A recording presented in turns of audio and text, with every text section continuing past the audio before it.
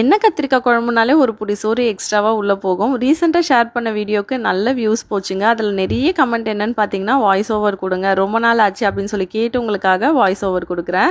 சட்டியில் எண்ணெய் சேர்த்து சூடானதுக்கப்புறம் 1 ஸ்பூன் மிளகு, 1 ஸ்பூன் சீரகம், 1 ஸ்பூன் சோம்பு, 10 பல் பூண்டு, 5 பச்சை மிளகா, 10 காஷ்மீரி மிளகா, 2 பெரிய வெங்காயம், 1 கொத்து கருவேப்பிலையை சேர்த்து வதக்கிக்கோங்க. 3 பெரிய தக்காளி பழம், கொஞ்சமாக உப்பு சேர்த்து குழைவாக வதக்கிக்கோங்க.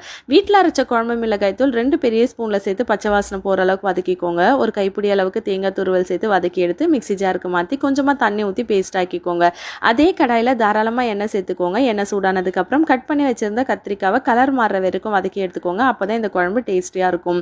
நம்ம அரைச்சி வச்சிருந்த பேஸ்ட்டை இது கூட சேர்த்து ஒரு 2 நிமிஷம் கொதிச்சதுக்கப்புறம் இந்த கிரேவிக்கு தேவையான அளவுக்கு உப்பு சேர்த்துக்கோங்க. நெல்லிக்காய் சைஸ் அளவுக்கு புளியை ஊற வச்சு கரைச்சி வச்சிருக்கேன், அதையுமே இது கூட சேர்த்துட்டு இந்த குழம்புக்கு தேவையான அளவுக்கு தண்ணியுமே சேர்த்து குழம்பு நல்லா கொதிச்சு எண்ணெய் பிரிஞ்சு வந்ததுக்கப்புறம் ஸ்டவ் ஆஃப் பண்ணிவிட்டு சோறு கூட சர்வ் பண்ணி பாருங்கள், அட்டகாசமாக இருக்கும்.